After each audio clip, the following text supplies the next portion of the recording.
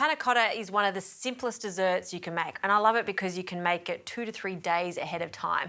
So I'm going to show you my version of an almond panna cotta with a stunning strawberry sauce. So we'll start with the panna cottas because they do need to chill in the fridge.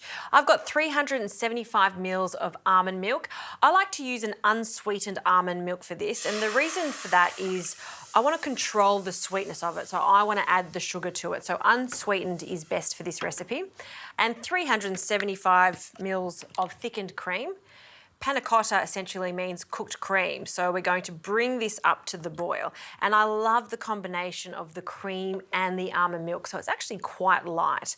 So we'll give that a bit of a swirl and let that warm up.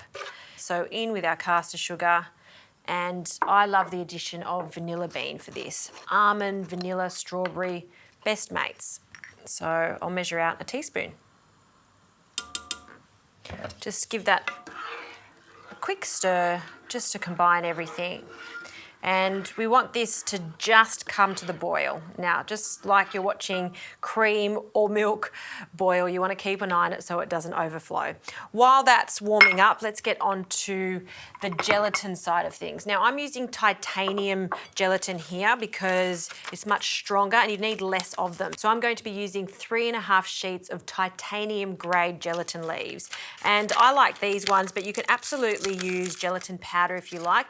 So what I like to do is just add some water to a bowl first. And instead of adding them all together, you want to add them slowly and separately just so they don't cluster together. And you can fold them if you like. And that just needs to sit there until it softens. It won't take long at all. And look at this, it's just come up to the boil just in time. We'll turn that off. Now we can bring this over to our bench top and we can start whisking in our gelatin. So be sure to squeeze out all the liquid from the gelatin.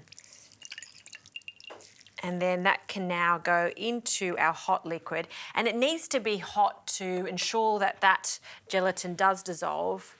We'll give that a quick whisk. And that's the base of our panna cotta. I told you it was very easy. Now, I always like to strain my panna cotta mixture just so it's extra smooth.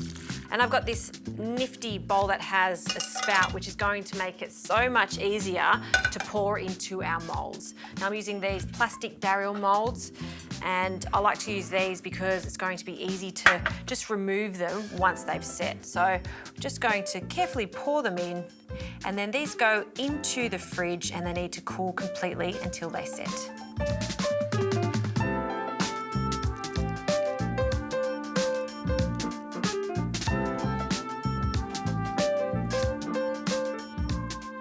Now, these panna cottas are not complete without a strawberry sauce, and I like to make my strawberry sauce from scratch. This strawberry sauce is great with the panna cottas, but it's actually so versatile. You can have this with so many different things.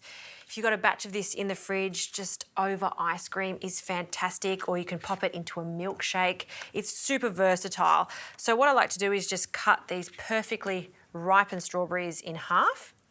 Then I'm going to place them onto the stove top along with a little bit of sugar and some water and cook them down until they're quite soft. Once they're soft, I'm going to give them a really good blend until it's smooth.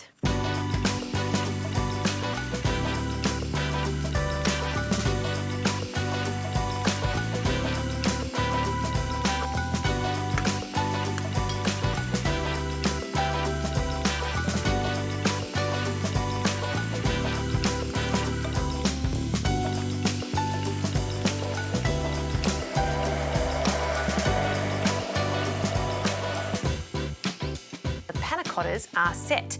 A few tips, just bring them out of the fridge for 5 minutes just to warm up slightly, or you could just place them into some boiling water and that'll just warm up the side of the Darryl mould.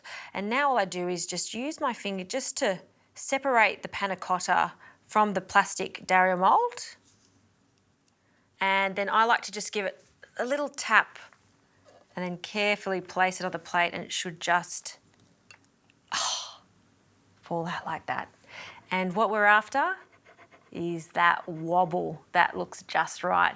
Now let's bathe this in a gorgeous strawberry sauce. I'll grab a spoon And we'll drizzle this over the top. Just let it cascade down the sides, a little more at the front there.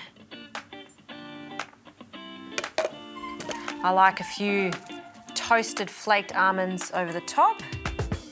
I've got a few leftover fresh strawberries. So I like to just add one more on the top, just to really show off how beautiful they are. There you go. Vanilla and almond panna cotta with strawberry sauce.